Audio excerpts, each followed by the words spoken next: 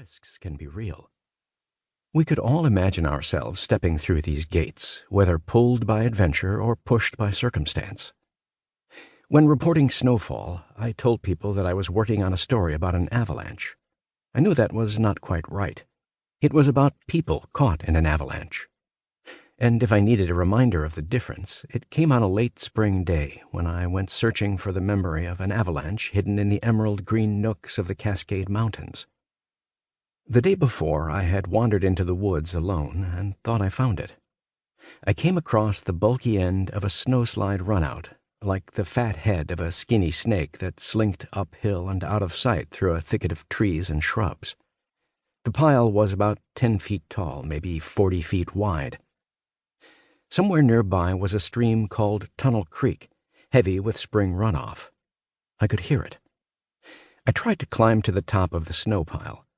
It was slushy and slick, but there were things to grip and step on, like fir boughs and thick, broken logs and a million pine needles. It was as if the pile had eaten a Christmas tree lot.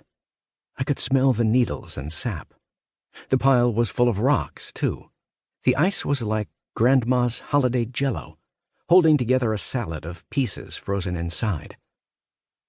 That's when I realized that an avalanche carries a lot more than snow.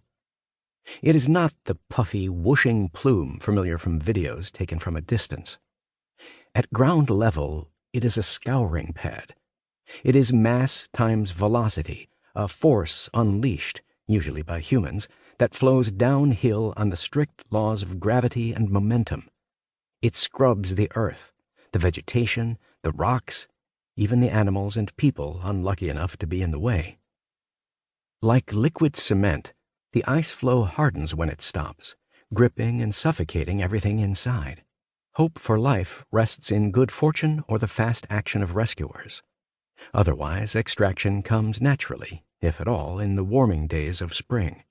That was what I had discovered, alone in the woods one spring day, atop the melting mound of a winter avalanche. It was weeks before I started writing. It was months before the story had a title.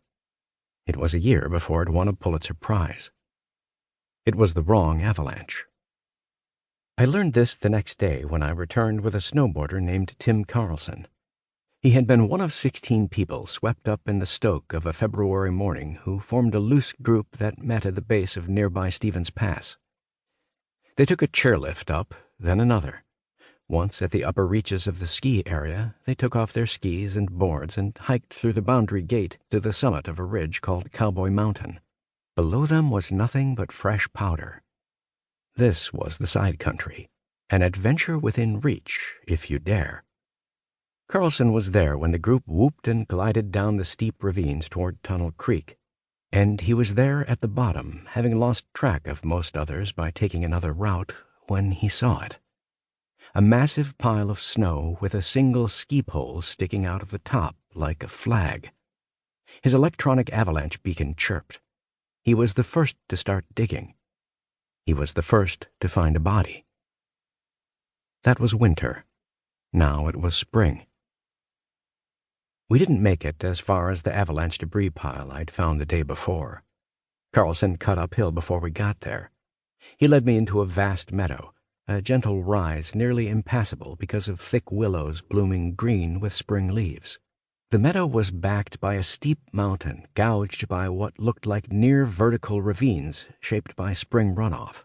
They were like squiggly rain gutters of a giant fortress that stretched thousands of vertical feet into the day's low clouds. We kept going, higher and higher. The ground was soaked from melted snow. Our boots were encased in mud. My jeans were wet and heavy. We bushwhacked our way through the willows. Carlson stopped. "This is where the pile was," he said. "This is where I saw the ski pole." There was no snow. There was nothing there but spring growth and mud. We kept going. We crawled toward the mouth of a ravine. The walls were 20 or 30 feet high. This was the flume, the narrow spout of a funnel that had carried tons of snow, ice, trees, and bodies, and spit them out into the meadow months before. We clawed ourselves up the mountain along the right edge of the ravine.